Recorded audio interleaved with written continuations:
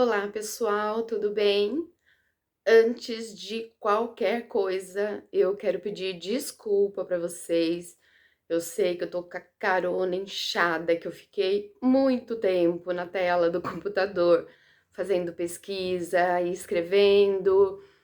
Acabou que aconteceu isso. Eu preciso daquele óculos, um filtro para luz azul, para ver se as coisas melhoram. Vamos para a história de hoje, que é uma história bastante delicada. Vocês sabem que muita coisa eu não posso falar aqui, palavras que eu não posso pronunciar, mas eu vou fazer o possível para obedecer às diretrizes da plataforma e, ao mesmo tempo, deixar vocês o mais bem informados possível, tá bom?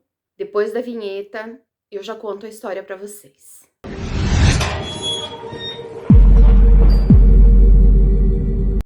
Marcelo Agostinho Ferreira, mais conhecido como Daniel Mastral. Atualmente ele era pastor. Imagino que vocês já estejam a par da situação, porém não são todos que conheciam a história de vida do Daniel ou do Marcelo.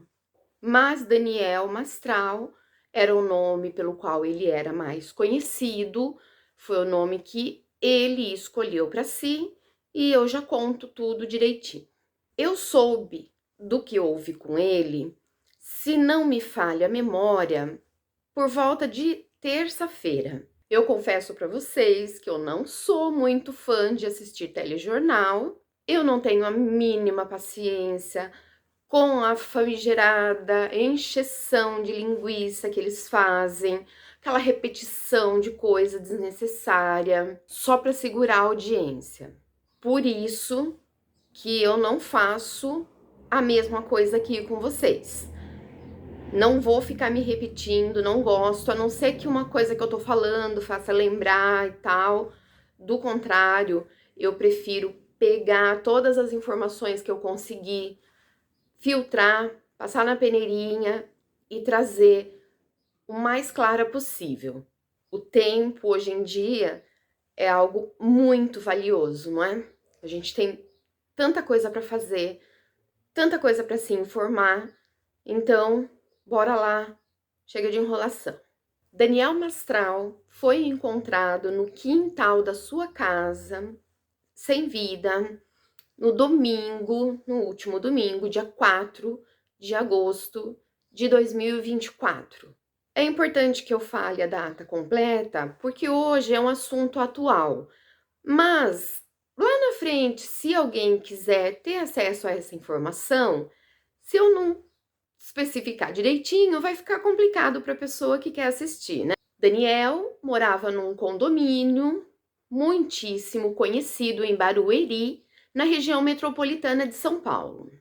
Assim que se descobre o acontecido, a mídia já sai imediatamente levantando a hipótese da casa dele ter sido invadida, desses invasores terem tirado a vida do Daniel. Mas conforme as investigações, logo na sequência do acontecimento, essa hipótese de invasão já é descartada. Tudo ali na cena indicava que o Daniel teria feito aquilo consigo mesmo, usando uma Taurus 357, coisa que já é muito triste para qualquer pessoa, principalmente para um pai que já havia perdido um filho de 15 anos que ceifou a vida voluntariamente. E não muito tempo depois do seu filho, também a esposa, nas mesmas circunstâncias. A Taurus foi encontrada na mão esquerda do Daniel, para vocês vai aparecer ao contrário, né? Na mão esquerda do Daniel, que realmente era canhoto. O seu amigo Vic Vanilla já se pronunciou, também muito conhecido nesse meio, né, de internet, de podcasts. Diz não acreditar que o Daniel faria isso com ele mesmo que eles haviam se encontrado na quarta-feira, conversado, dito que ele estava super bem, que inclusive eles já tinham marcado um podcast. Parece que, né, no meio dessa conversa era para expor algumas celebridades. Porém, por outro lado, ele acaba se contradizendo, porque ele fala que eles, sentados à mesa, acabaram até chorando. Então, se as coisas estivessem tão bem assim, para um homem chorar, não é muito verdade. Eu não tenho bem certeza, embora eu tenha visto isso em duas fontes, mas parece que esse podcast que eles iam fazer juntos é o famoso Podpah. Ele conta também que um dia antes, no sábado, o Daniel mandou mensagem para ele perguntando se ele sabia como reativar a conta do TikTok, que ele fazia tempo que não mexia e estava querendo voltar a postar. E que ele estava todo animado fazendo planos para o futuro. E o Vic Vanilla também afirma que o Daniel contou para ele que vinha sofrendo ameaças de um grupo ao qual ele fez parte no passado. Ele permaneceu aí, né, nessa igreja de ponta cabeça, vamos chamar assim, por cerca de 9 anos. Eu não consegui pensar em outra palavra assim de cara, até porque nas histórias que o Daniel conta, o fundador chamava de igreja. Já o irmão do Daniel, Laércio Agostinho, emitiu uma nota nas redes sociais que dizia, abre aspas, é com muita tristeza que venho informar que meu irmão, Daniel Mastral, veio a óbito por ter atentado contra si mesmo. Estamos todos bastante abalados. Junto com o Daniel, estava também uma pochete presa na sua cintura e dentro dela foi encontrado o seu celular e mais um blister com 3 munições. O seu celular, claro, foi para a perícia, apesar de tudo indicar ter sido da autoria do próprio, investigações serão feitas para se ter certeza disso. Existem pessoas por aí que dizem que o Marcelo era uma pessoa e que o Daniel era uma outra pessoa completamente diferente.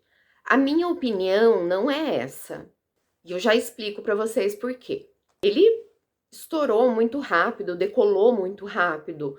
Tinha umas narrativas excelentes, histórias que mexem com a psique do povo, coisas que levavam as pessoas a pensarem, e se for verdade mesmo? E ele levanta uns assuntos, umas teorias da conspiração que eu adoro, por causa de dar enredo para conversas muito legais e interessantes, onde cada um coloca seu ponto de vista de acordo com aquele assunto, civilizadamente. O perigo dessas teorias da conspiração é quando elas são levadas, quando elas chegam até pessoas sem filtro, que acreditam em tudo que ouvem, principalmente vindo de uma pessoa como Daniel.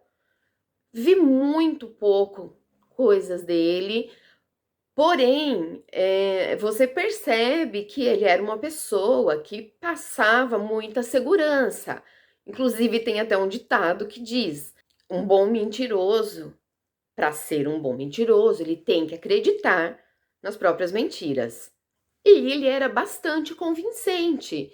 Então, se é uma pessoa que tem um pouquinho mais de preguiça de pensar, né? Não tem um filtro, aquilo vai entrar nelas e ela vai tomar aquilo como a mais pura verdade. E isso é um pouco perigoso. Ele falava, por exemplo, inclusive dando nomes a astros de Hollywood, alegando que eles faziam rituais com pititicos, por exemplo, para manter a jovialidade. Isso tudo é bastante discutido por quem tem interesses nesses determinados assuntos, que são bastante abordados para quem estuda um pouquinho assim de cientologia. Se vocês não conhecem cientologia, querem saber mais, pede aqui nos comentários que eu vou fazer com o maior prazer para vocês. Mas eu preciso que uma boa quantidade de pessoas peçam, senão eu corro o risco de ter um baita trabalhão, subir o vídeo e ele não ter visualização.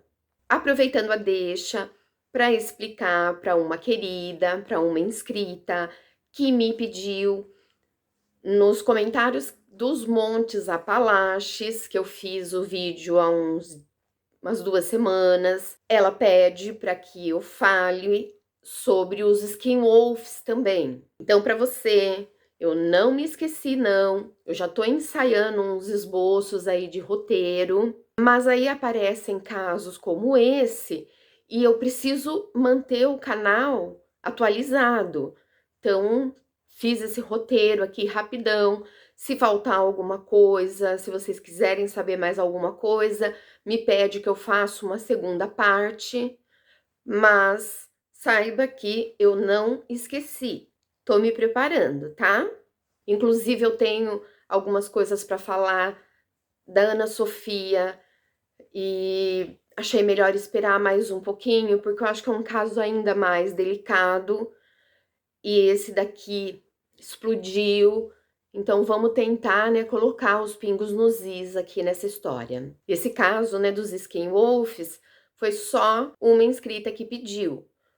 Mas eu agradeço, valeu mesmo, tema bastante interessante que você escolheu. Vale a pena e tá aqui, tá bom? Voltando ao tópico, em relação aos astros de Hollywood. Eu acredito, minha opinião, essas pessoas que parecem se manter jovens infinitamente são só pessoas que têm muito dinheiro e bom senso para irem a cirurgiões plásticos top de linha, que dão a eles, né, esse ar de estarem sempre com a mesma idade. Obviamente, você olha para alguns astros e estrelas de cinema, eu ia falar astras, e estrelas de cinema, e são deslumbrantes. Mas hoje em dia, conta-se muito com filtros, com efeitos, então não dá pra gente se basear completamente nisso. Mesmo assim, pega uma foto de uma pessoa, sei lá, Sandra Bullock, por exemplo, Nicole Kidman, Jennifer Aniston, hoje, e como elas eram há 20 anos atrás. Elas mudaram. Na minha opinião, até melhoraram, mas mudaram. As pessoas envelhecem, mas algumas têm condições, tanto financeiras quanto genéticas, de envelhecer melhor.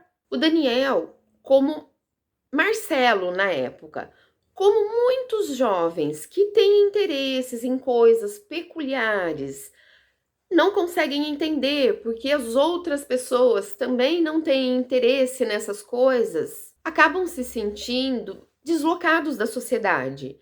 E foi isso que levou o Marcelo a buscar pessoas que tivessem uma linha de raciocínio mais parecida com a dele. Segundo o próprio, ele vivia em bibliotecas. E São Paulo é perfeita para isso, porque lá existem bibliotecas onde a gente pode praticamente morar, de tanta coisa interessante que tem para ler, para conhecer. E as pesquisas do Marcelo eram basicamente sobre o oculto.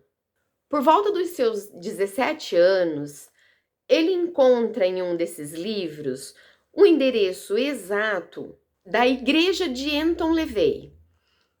Esse daí é um caso de igreja de ponta cabeça, que foi fundada por Anthony LaVey, que nasceu em 1930, no norte dos Estados Unidos. Levei era desses tipos de faz tudo. Foi fotógrafo, foi artista de circo, músico, cantor. Dentre esses um pouco de tudo, ele também era ocultista. Como uma das funções que ele exercia no circo era o de domador de feras, isso trouxe para ele um pouco, acho que já veio com ele, e essa experiência acabou trazendo para ele, aprimorando um dom de manipular, o que facilitou e muito, né, na criação dessa igreja de ponta cabeça dele. Eu falo de ponta cabeça, né, porque a igreja, quando a gente ouve a palavra igreja, é voltada para adorar a Deus. E para esse outro lado, né, para satanistas, é voltada para adorar um outro lado. Então, o Marcelo decide mandar uma carta para aquele endereço. Ele estava com 57 anos, isso foi há uns 40 anos atrás, né? Que na época ele tinha 17. Então, por volta de 1984, ele manda uma carta para o endereço da igreja de Anton LaVey. Depois de uns bons meses, afinal de contas, nessa época a comunicação era completamente diferente, ele recebe uma resposta. Mas essa resposta vem em inglês. Então, o que ele faz? Ele escreve uma outra carta pedindo que, se possível, respondam ele em português, porque ele não falava inglês. Nessa hora eu pensei, né? Falei, o que o cara quer fazer num lugar, num grupo, aonde falam uma língua que ele não conhece? Mas, enfim, valeu a ousadia dele. Eu acho que se a gente fosse um pouquinho mais ousado assim, chegaria mais longe. Eu tenho uma outra confissão aqui a fazer. Eu já tinha ouvido falar de Anton LaVey, claro, porque todo mundo que se interessa por esse campo pode não saber a lista completa, mas se você ouvir, você vai falar, já ouvi esse nome em algum lugar. Mas eu nunca tinha, assim, pesquisado nada sobre ele. E não tem muita coisa. O que eu encontrei, que foram as profissões dele, a data de nascimento, a data de falecimento, ele faleceu em 97, foi uma nota rapidinha da Wikipédia. E uma outra confissão. Eu não sou muito fã desses tipos de podcasts, porque eu acho que fica um querendo falar em cima do outro, vira uma baderna e ninguém acaba entendendo nada. E vocês sabem muito bem o que eu penso de pessoas que se julgam donas da verdade absoluta, né? Eu sinto até pena, porque diante de uma imensidão como a nossa galáxia, você afirmar que você tem o total e pleno conhecimento de tudo, me poupe, né? Comigo, já perde todos os créditos. Eu gosto muito de conversar com pessoas que gostam de abordar vários assuntos, vários pontos de vista, mas pessoas que afirmam, para mim, perde a graça. E eu não acompanhava nem o canal, nem os podcasts, né, que o Daniel ia, justamente por coisas assim. Ele falava até da maçonaria, que é uma ordem bem seleta, completamente hermética, da qual ele nunca fez parte, mas falava como se ele fosse um profundo conhecedor. Eu até estava pensando aqui, né? Será que a palavra igreja tem algum tipo de direito autoral?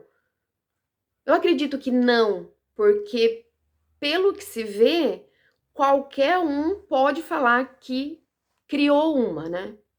Depois de vários meses passados, ele diz que recebe outra resposta, dessa vez em português. E essa resposta meio que desencorajava ele, falando que a igreja não, era basicamente um grupo de estudos.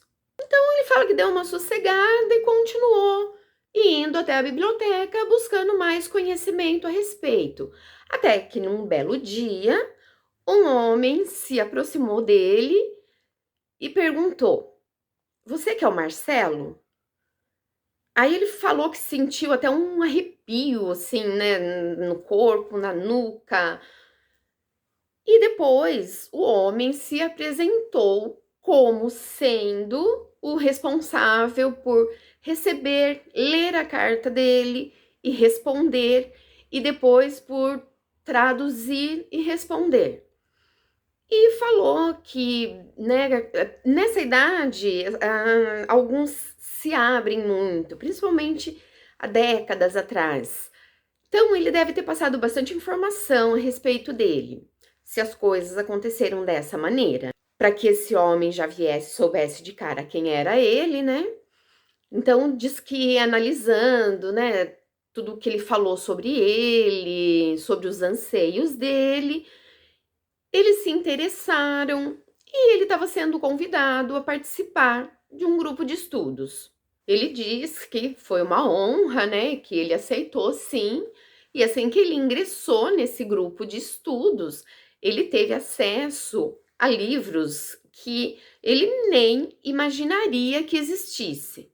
Ele já contou também que ele frequentou por algum tempo a Igreja Católica e que ele não se sentiu acolhido. De fato, há um tempo atrás, a Igreja Católica era realmente fria, né? O padre lá separadinho do povo, confessionário, as coisas foram ficando assim um pouco mais íntimas com o movimento da renovação carismática católica. E aí ele fala que lá naquele grupo de estudos ele se sentiu parte de uma família. E que depois de algum tempo, ele, que não tinha nada, que era um pé rapado, passou a ter muita abundância e prosperidade. Aí ele dizia, né, que os membros da alta cúpula eu vou chamar de ordem, gente, porque esse negócio de chamar de igreja tá me incomodando um pouquinho, né? É meio bizarro mesmo. Então, diz que a alta cúpula falou para ele que ele era um dos escolhidos, então que ele nunca ia passar nenhuma dificuldade. E ele teve uma vida extremamente abastada. Sendo isso verdade, vocês imaginam a cabeça de um jovem de 18 anos como não ficaria. A maioria das pessoas que tem, né, essas preferências, essas peculiaridades por ocultismo, por querer conhecer um possível lado de lá, normalmente vem de famílias bagunçadas. E ele falava pouco, tanto da infância quanto da família, mas falava que não era um relacionamento bacana. E ele permanece nessa ordem até os 25 anos. Aí a gente se pergunta, se ele estava tão bem lá, o que fez ele sair, né? Mudar de ideia, trocar, sei lá. Porque ele contava os perrengues que ele passou depois que ele saiu. Aí eu consegui encontrar. Foi mais ou menos o seguinte: ia ter uma cerimônia onde ele ia ser, sei lá, vamos falar, promovido, subir de cargo. Só que nessa cerimônia ele precisaria de um pititico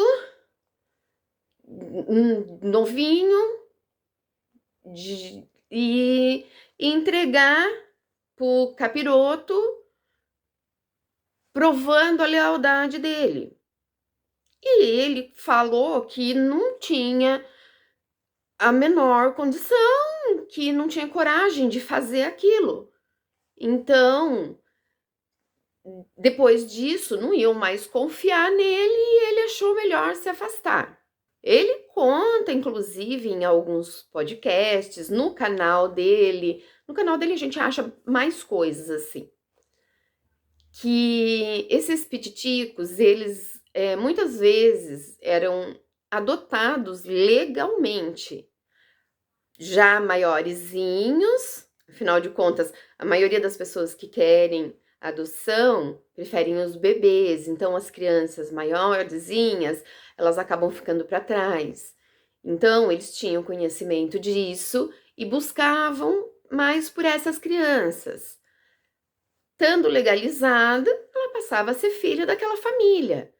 Por um tempo, parece que tem assim uma espécie de amparo, assim, de assistência social também. Lá tem um outro nome que eu não me recordo agora, mas não era tempo suficiente para você se apegar né, a quem você adotou.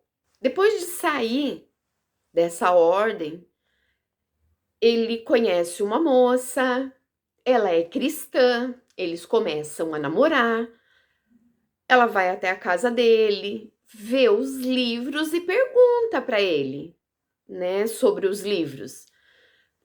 Daí ele fala que contou meias verdades para ela e ela conversa com o pastor dela sobre isso. E o pastor pede para ela que leve ele até a igreja para que eles conversem. Eu imagino que uma pessoa qualquer não veria mal nenhum nisso. Tá bom, seu pastor quer me conhecer, saber se eu sou, né, um bom partido para você, vamos lá. Mas ele fala que ele tomou aquilo como uma afronta. E daí ele conta uma coisa assim, bem forte, que ele fez, né, um zerigdum lá, uma magia, para que antes do dia marcado para ele conversar com o pastor, que o pastor não estivesse mais entre nós. Que raio de grupo de estudos é esse? Não é um inocente grupo de estudos, né?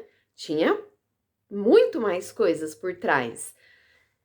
Depois dele ter contado do motivo dele sair, agora ele já contou que se praticava lá ritos para o mal. Ele fala que o filho do pastor sofreu um acidente de carro, mas não foi nada grave e não aconteceu absolutamente nada com o pastor. Então, a partir daquele momento, ele passou a crer que Deus realmente cuida dos seus. Depois, né, desse ocorrido, ele quis se converter.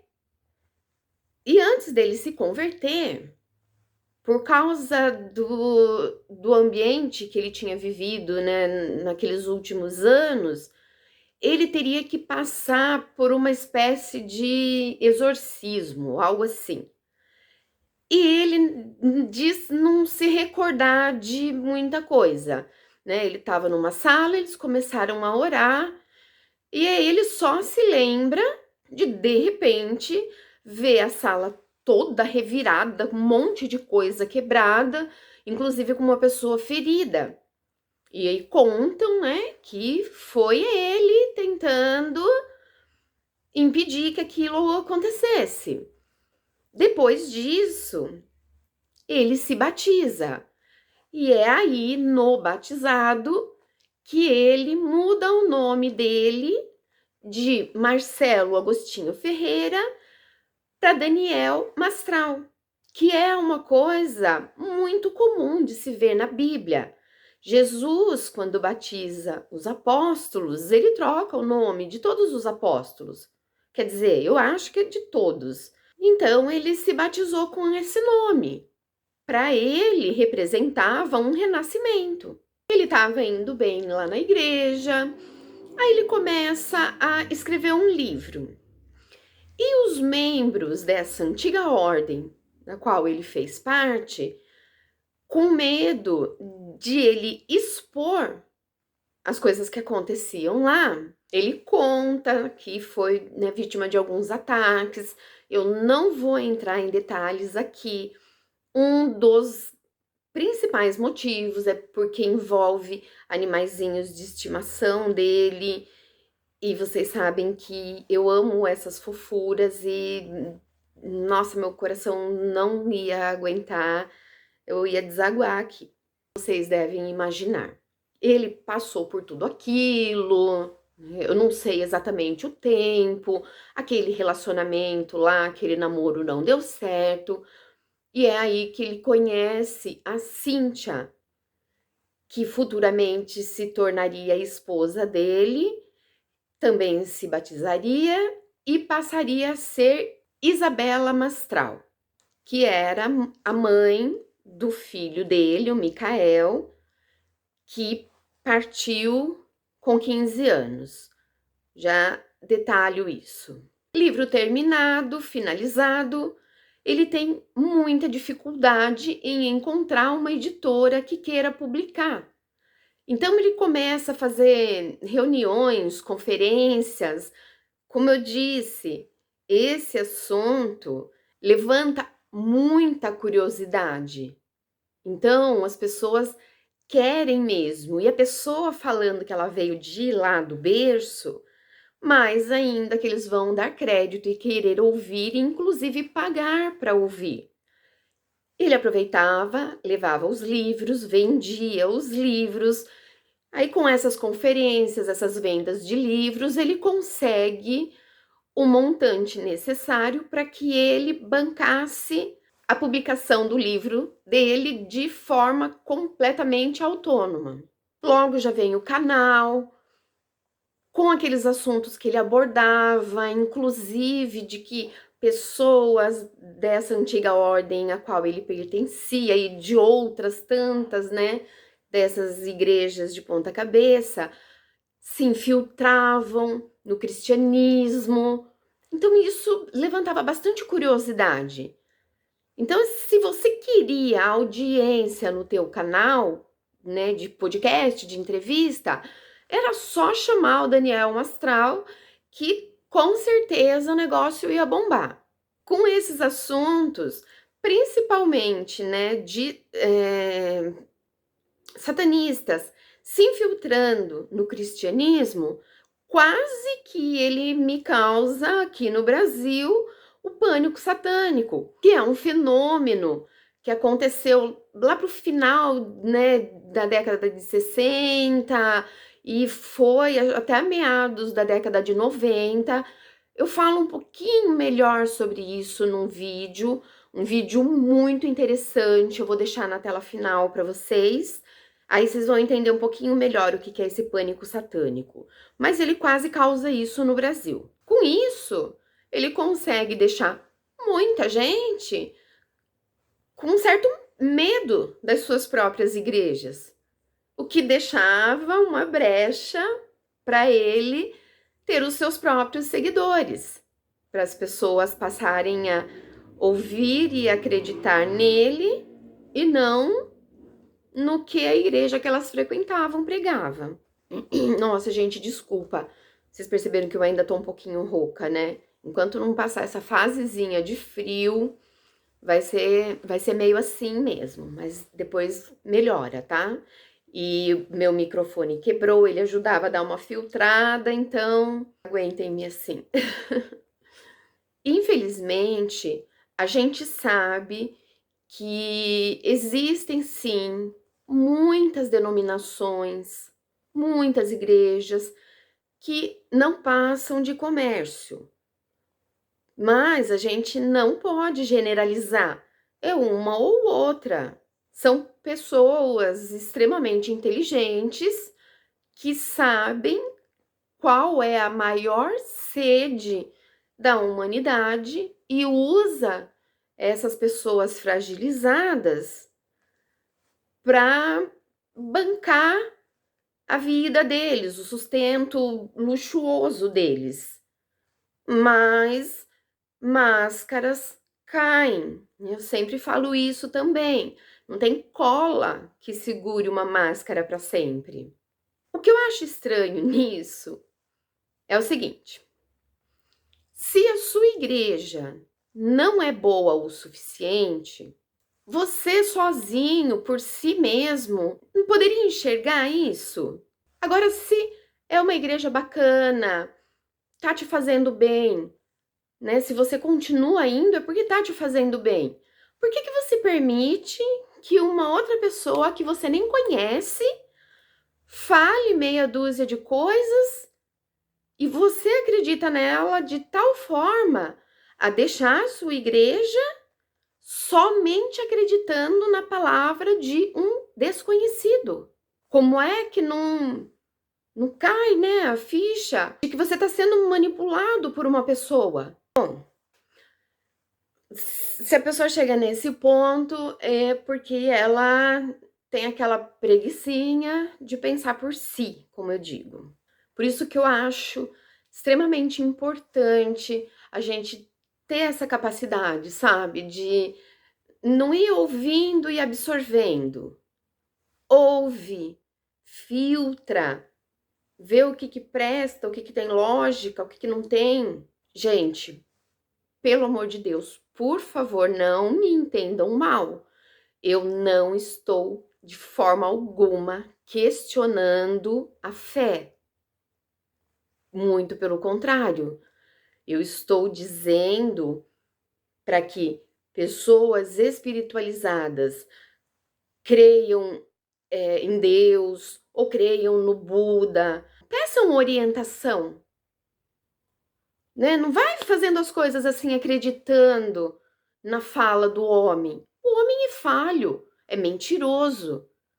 Eu também não estou comparando Deus Todo-Poderoso com Buda, né, com deuses chamados pagões.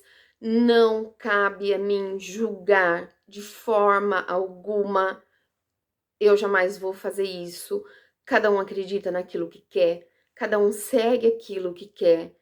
Só não tenta impor isso para mim ou para alguma pessoa ingênua na minha frente. Agora eu vou contar para vocês um pouquinho do que aconteceu com Micael. Ele teve muitas dificuldades para atravessar a adolescência. Crise existencial. Ele falava que já estava com 15 anos e ainda não sabia o que que ele queria ser. A mãe era médica, ela não atuava mais, porque depois de formada, ela perdeu o pai, né? O pai veio a óbito por causa de um problema cardíaco. E ela, sendo médica, não conseguiu ajudar o pai, então ela resolveu desistir de tudo. Por aí você já tira uma base de que ela era uma mulher muito sensível. Agora, então, Isabela Mastral. Ele sempre falava, né? Minha mãe, médica, você é um escritor muito famoso, de muito sucesso, e enfim, né? Ele aproveitou para encher a bola dele. O Micael, ele se sentia na obrigação de ser melhor do que a mãe e o pai. Mas ele era novinho demais para saber que ainda não tinha tanta importância isso.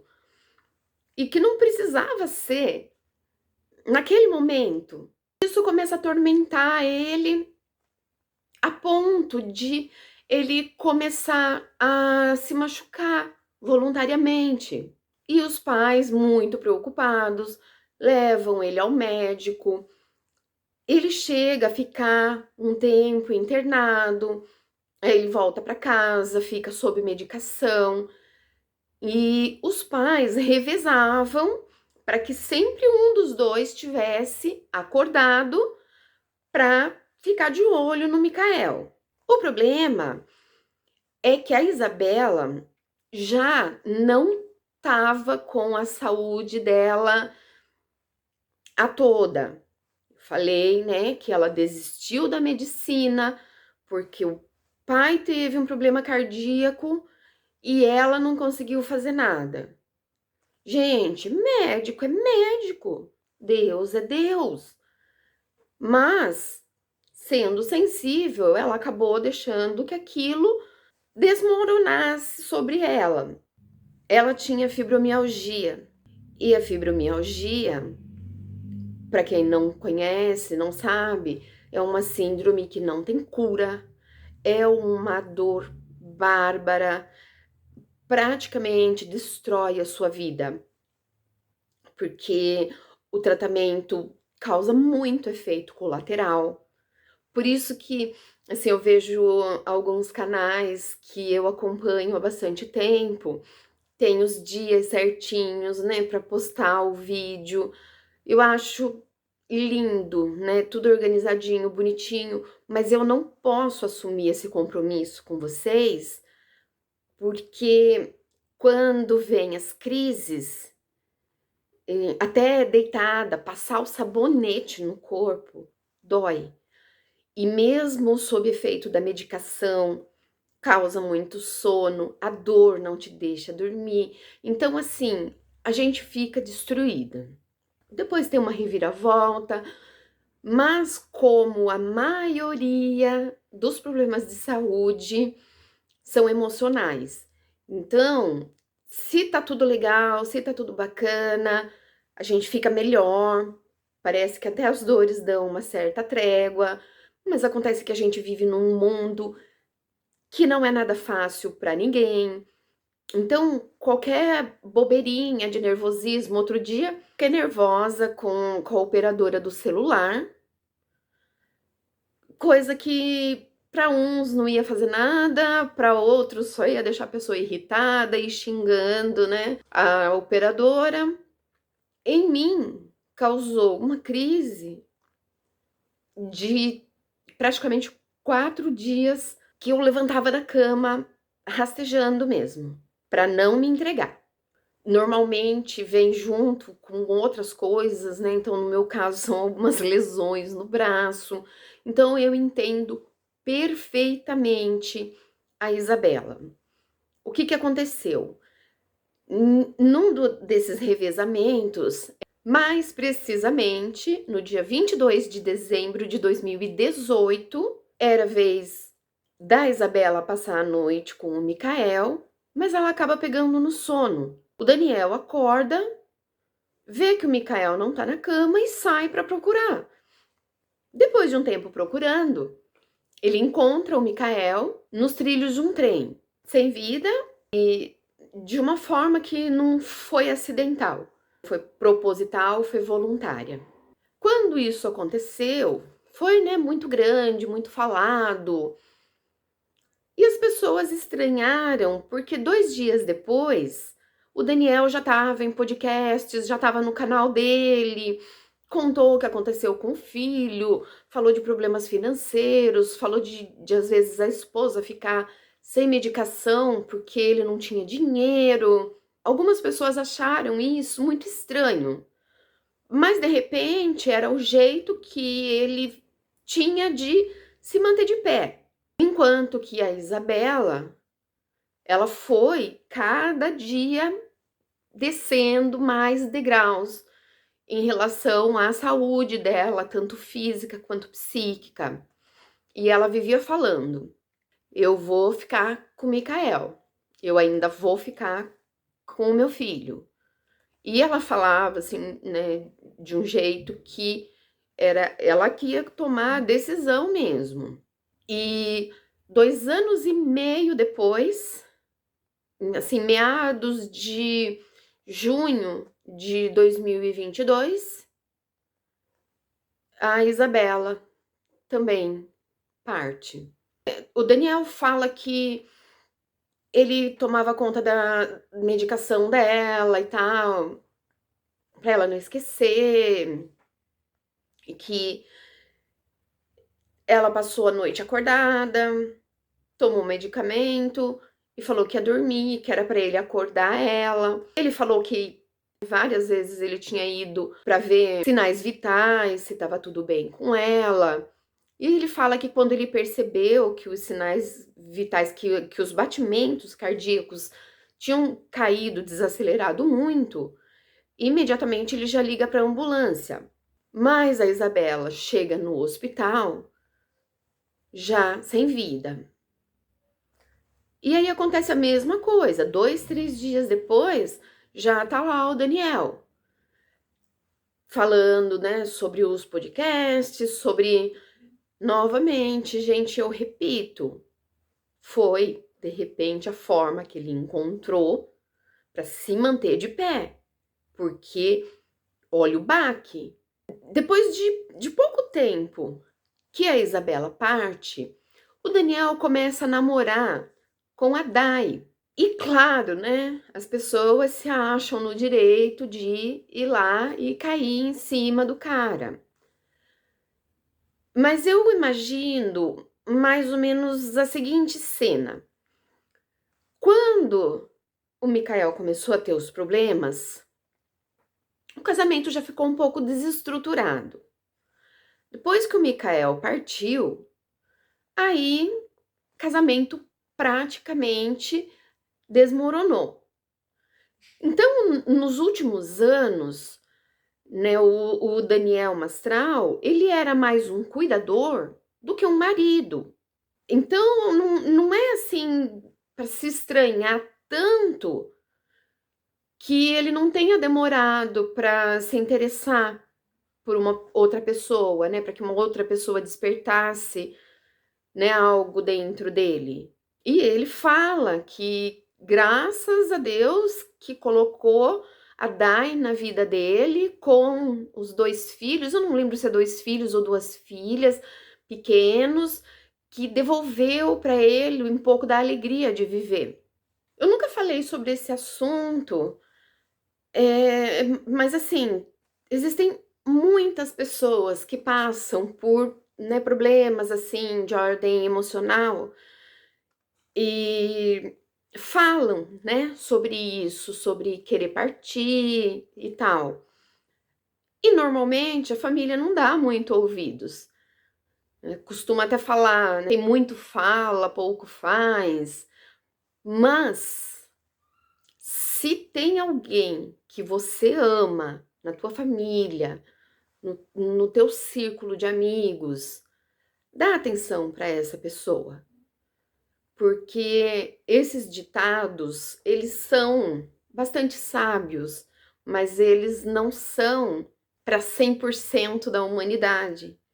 Então, pode acontecer de algumas pessoas que falam fazerem. E o remorso não tem cura e corrói. Logo depois, né, das 2 tragédias e de ele começar a namorar, aí começa, né, as especulações, os diz que me diz que. A questão é que existe sim, realmente existe um processo, até onde eu sei, levantado pela seguradora, porque a Isabela tinha seguro de vida. E acredito que ele deva ter procurado, né, pela seguradora para receber esse seguro. Acontece que a partida dela se deu em circunstâncias consideradas suspeitas, então abre-se uma investigação, porque não existe seguro de vida, não existe seguradora que pague um seguro de vida para quem, né, se auto-elimina ou se o cônjuge ou uma pessoa próxima ceifar a vida da pessoa. Nesses 2 casos, perde-se completamente o direito. Mas para isso, precisa haver um processo. Então, eu não sei falar para vocês quem foi que abriu, se foi a seguradora, se foi ele mesmo. A especulação é de que foi por parte da seguradora. Mas eu acho um pouco estranho isso, porque a seguradora pode simplesmente se negar diante das circunstâncias. Então, cabe ao cliente lutar por aquele direito. Mas, por causa dele ter se casado novamente, sem demorar muito tempo, as pessoas julgaram de uma outra forma. Disseram que a partida da Isabela não foi voluntária. A quantidade de medicamento encontrado no organismo dela era tão absurda que a pessoa não conseguiria de forma alguma ingerir sem água.